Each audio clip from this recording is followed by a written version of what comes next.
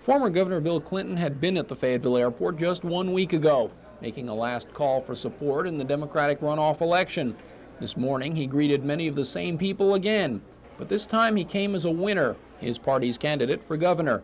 He came to thank the people who had worked for him, to urge them to get ready for the campaign against Frank White, and to offer a few words of caution.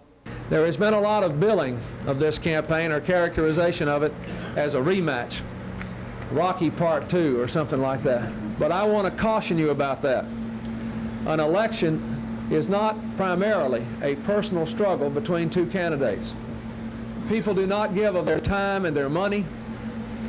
They do not go out and fight in the streets and knock on doors primarily just to see some sort of sporting event between two people who are vying for a job. This is a struggle for the people of our state. For a while this morning, it looked like Clinton's 8-city tour of the state might be rained out. He had to cut his Fayetteville visit short as storm clouds moved into the area, and his small twin-engine plane left for Harrison only moments before the first heavy thunderstorm hit. The severe weather later forced Clinton to cancel his scheduled stop at Fort Smith, but a spokesperson at the Clinton campaign headquarters said that this was the only visit affected by the weather. In Fayetteville, this is Steve Voorhees reporting for the News People.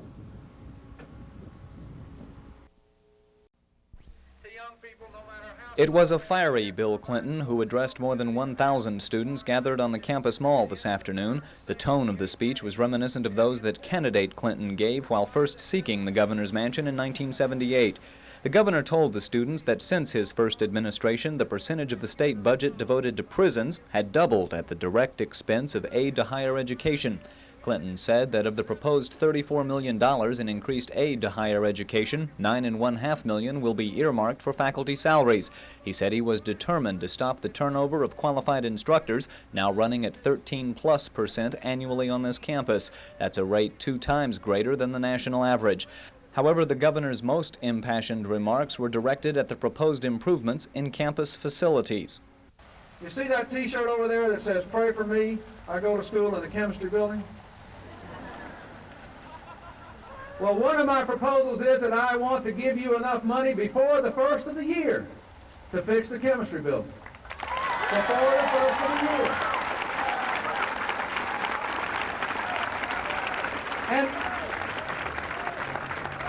And I want to give the university enough money to build the engineering school and build it now. Governor Clinton said the state now has a golden opportunity to do something we won't have to make excuses for later, saying that from now until the end of the special session, the legislators are the most important people in the state. Clinton urged the students to use the weekend to contact their hometown representatives to urge their support for his educational plan. In conclusion, the governor said the time has come to make voting against the future of Arkansas more hazardous than voting for the state's future. The remark was welcomed here with a standing ovation. From Fayetteville, Mike Thomas reporting for the News People. Governor Clinton told the audience of JBU students and faculty that it wasn't him who handpicked the teacher testing proposal for close public scrutiny. Instead, Clinton says all he did was refuse to exempt teachers from being held accountable within the educational system. Speaking on the general topic of the government's role in a free enterprise system, Clinton said it is the government's responsibility, particularly at the state and local level, to develop its people as this country's primary natural resource. The key to maintaining the free enterprise system, he said, rests with our ability to train and educate people. At a press conference following the speech, the governor was asked if the teacher testing issue would spell his political demise. Clinton said not only would that not be the case, but he thought that if anything, the opposite would be true. You want to be reelected, but people want you to stand for something other than your own reelection. So let me say that I feel very, very strongly that this education program will be the basis of my reelection, not the basis of my undoing. Now, I know that some of my opponents think it will be, because they say that we'll get everybody who's against the sales tax, and then we'll get the teachers to leave Clinton, and we just get the people that voted against him last time, too, then we got enough votes to beat him. I mean, that's sort of what they think. But I believe the people of our state are behind this program and will stay with me on it, and will understand that if I'm not reelected, there'll be a strong likelihood that something could happen to it. The governor went on to unveil the second phase of his educational reform package, calling for the appointment of another Blue Ribbon Commission to study the state's teacher training programs, recertification process, and to take a look at the in-class performances of Arkansas teachers. From Siloam Springs, Mike Thomas reporting for the News People. The governor received 3 standing ovations from the members and guests at this afternoon's meeting of the Benton County Republican Women's Club in Rogers. White used the opportunity to give a sample of his re-election strategy, which seems to be aimed primarily at former Governor Bill Clinton. White attacked Clinton's record on commutations, criticized the size of Clinton's staff, and suggested that Clinton was responsible for recent utility rate increases. In contrast, White said in his 17 months in office he had set execution dates and trimmed state government. He claimed to have eliminated the utility practices of pancaking and collecting increases under bond, and said he would not support any further tax increases until the state's economy improves. After his speech, White greeted his supporters and addressed his role in the effort to raise the state's truck weight limit. During the campaign, Democratic Senator Kim Hendren has charged that White's lack of leadership was the reason the truck weight bill failed. Well, I think the trucking industry's answer to that is a lot better than mine, that Kim Hendren doesn't know what he's talking about, and that I took more leadership in the trucking issue than any governor in the history of Arkansas. White said today that he's trying to spend about 40% of his time campaigning and 60% working as governor. After the primary, he says he's hoping to be able to reverse those numbers and spend more time working for his re-election. In Rogers, this is Steve Voorhees reporting for the News People. I'm going to ask, are you going to run? I'm running right now. No, obviously I have made a personal commitment that I'm going to travel the state of Arkansas for the next 6 or 7 months and listen to people and find out what's on their mind and their concerns. Frank White was the guest of honor at the annual Benton County Lincoln Day dinner in Rogers last night, and of course there was much speculation on whether he would run for the governor's mansion or try for Dale Bumper's seat in the U.S. Senate. I'm leaning towards the governor's race. I went there to do a job and I didn't get it finished, but I also realize that there are a lot of issues that are before the country that I'm deeply concerned about. As with any candidate for political office, White had much to say about what his possible opponents are doing while in office. The former governor said he had some very serious differences of opinion with the way Senator Bumpers is handling his responsibilities in Washington, and he also disagreed with Governor Clinton's handling of the General Motors presentation delegation. I really felt like the 3 areas, Little Rock, Pine Bluff area, and Fort Smith and Jonesboro, which could meet the requirements of water, sewer, gas, electricity, and the population that General Motors required. I felt representatives from those 3 towns should have gone on the trip, but of course the governor is the governor, and that was his decision to make, and I abide by that, and I wish him well. I hope we get the plan. But aside from leaning toward the governor's race, White indicated that the door is still wide open for a senatorial race against Dale Bumpers. In Rogers, I'm Bill Rozelle for the News People. Asa Hutchinson has been visibly testing the political waters for 2 months, so it was no surprise when he said why he'd come to Bentonville today. To declare my candidacy to the United States Senate. Hutchinson opened his campaign in his hometown, surrounded by family and friends. On a chilly morning, he got a warm reception. He outlined a campaign basically in line with Reagan administration goals, supporting the Star Wars program, the administration's farm bill, and a balanced budget amendment, and opposing any tax increase. He characterized Senator Dale Bumpers as a big spending liberal Democrat who is out of touch with Arkansas. The essence of self-government is the bond that we have between a representative and his constituents. Under that bond, the representative is reflecting the views of the people. In Arkansas, that sacred bond has been broken. Hutchinson's campaign is already echoing many of the statements made by Republican Ed Bethune in his unsuccessful effort to unseat Senator David Pryor. Asked about the similarities, Hutchinson acknowledged the approach had failed against Pryor, but he told reporters that Dale Bumpers is, quote, a whole different breed of cat. In Bentonville, this is Steve Voorhees reporting for the News People. Former prosecutor Asa Hutchinson has stood before many a judge in his career, but quite likely never before as the defendant. They found you unlawfully campaigning in a Democratic zone in front of many Democrats. It's all part of the Great American Lockup, sponsored by the American Cancer Society and the physical education majors at the U of A. For his alleged criminal activity, Mr. Hutchinson was sentenced to 1 hour behind bars and directed by the court to raise $300 bail before being released. He made his first phone call to some former colleagues in the Justice Department. Well, I'll check back with you. See you. Never call the FBI when you're in trouble. While the search for a bail bondsman continued, Judge Nunnally told us that Hutchinson is but the first of several dignitaries who will be holed up in the Hoosgow. The mayor of Fayetteville and the chancellor of the university is also going to be locked up. Men's track coach, national champion John McDonald will be locked up. So many people are going to be locked up, and also we hope to hear the phones ringing to get other people locked up. For a $25 donation to the Cancer Society, anyone can have someone slung in the slammer by calling the lockup at 442-5400.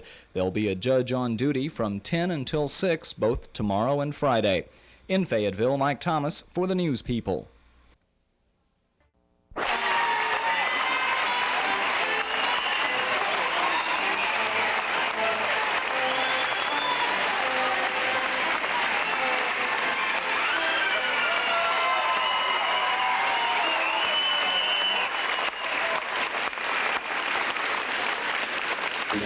Vice President of the United States.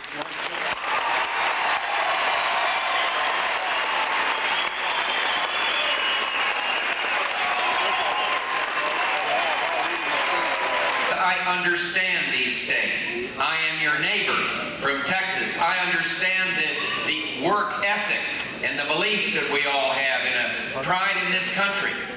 And so I'll make you this statement.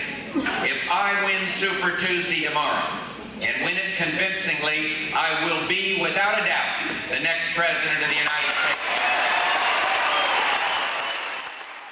Senator Joseph Biden told his University of Arkansas audience last night that President Reagan is following a policy of confrontation in El Salvador, a policy that the senator predicted will backfire. At a press conference after his speech, Biden told reporters that the American public won't support sending massive military aid to El Salvador. I don't believe the American people will tolerate us trying to find a military solution to a political problem at a time when no other nation in the world supports our position. I think that will be hauntingly reminiscent for them of other engagements we've been involved in.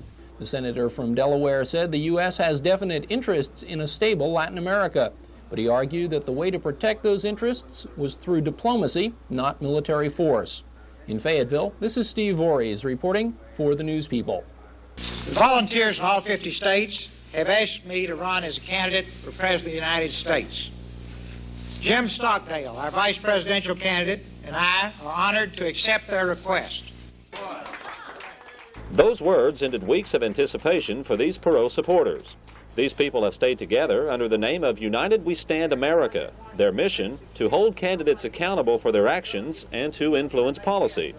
But it's been clear all along, they wanted their leader to throw his hat back into the presidential ring. We're just thrilled that Mr. Perot has decided to answer the call of millions of Americans and get in the race in a complete way.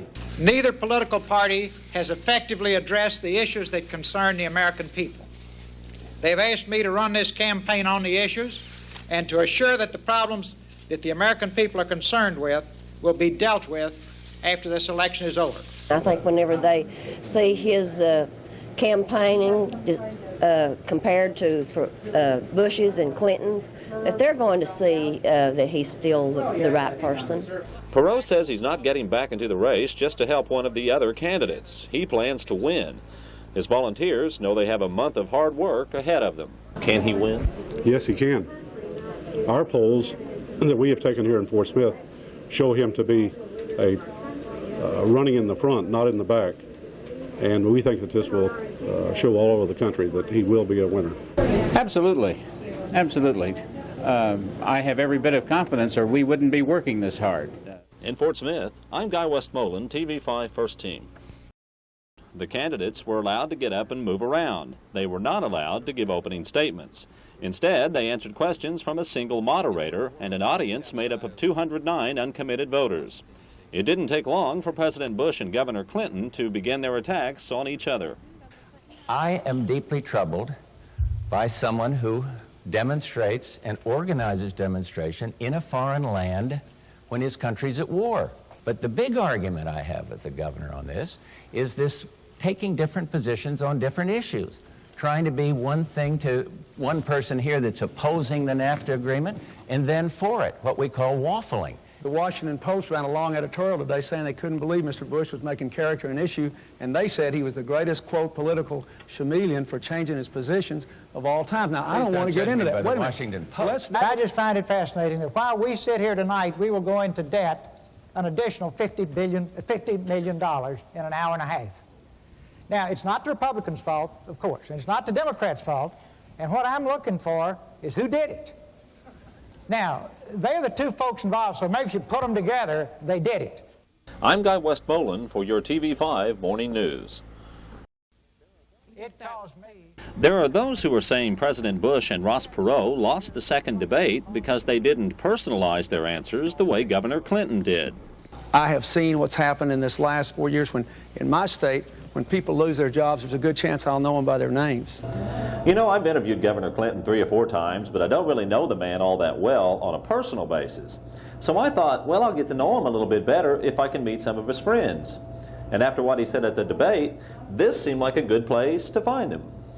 Have you heard from Governor Clinton yet? No, sir, I sure haven't. Aren't you guys friends? Not that I know of. Are we supposed to hear from him when we're unemployed? Well, he acts like he's personal friends with most people who are unemployed in Arkansas. He's not a friend of mine. Does he ever call you up or invite you over or anything? No. Maybe for, you know, like a game of Trivial Pursuit or something? No. Really? Does the governor ever invite you over to, you know, drink a beer or a cup of coffee or anything? No. You guys aren't that close? No. He didn't call you after you lost your job? No. You're kidding? No, I'm not. I know who he is, but I don't know him personally. Did he call you up and give you his condolences after you lost your job? No, he didn't. That's hard to believe. Yeah, You must be the only one that he didn't call. I guess so. I don't know the man. You don't know him? No, You must be the only one. maybe. Maybe Clinton meant he has unemployed friends in Little Rock. In Fort Smith, I'm Guy Westmoreland for CBS. With the election only 2 weeks away, it didn't take long for the president to attack Clinton's record at home. He talks about all the jobs he's created in 1 or 2 years. Over the last 10 years since he's been governor, there's 30% behind. 30%, they're 30% of the national average. On pay for teachers, on all these categories, Arkansas is right near the very bottom. We're low spending, low tax burden, we dramatically increased investment, and our jobs are growing. I think probably we're making a mistake night after night after night to cast the nation's future on a unit that small. Why is that a mistake? It's irrelevant. What hit? I could say, you know, that I ran a small grocery store on the corner, therefore I extrapolate that into the fact that I could run Walmart. That's not true. When the president wasn't attacking Clinton's record in Arkansas, he was all but calling him a tax and spend Democrat. When you hear tax the rich, Mr. and Mrs. America, watch your wallet. Lock your wallet, because he's coming right after you, just like Jimmy Carter did. I'm Guy Westmoreland for your TV5 Morning News. In his first major public address since winning the election, President-elect Clinton pledged to reform the veterans' health care system. Mr. Clinton also promised to get a full accounting of American troops listed as missing in action. I will do my very best to make sure we have a final and full resolution of the POW MIA issue. After John McCain's speech during a benefit dinner in Northwest Arkansas, supporters say he hopes to win the presidency through strategic stumping in a swing state. I think we've got a great chance of winning Arkansas. And so, you know, he rallied the troops, and now the job is to go out and get a lot of support. However, the goal of a few attendees was to bring home the troops instead of rallying local support for McCain. We're wasting money in Iraq, where we admit, the federal government admits that over $1 billion in arms are unaccounted for and are in the streets of Iraq. Country first is McCain's campaign slogan. He says passing an energy bill is a big reason why voters ought to put him first this November. We need to address this issue in a comprehensive fashion that addresses, as I said, all of those issues such as wind, tide, solar, nuclear, and other aspects of the energy issue. Americans want action. They don't want Congress to take vacations.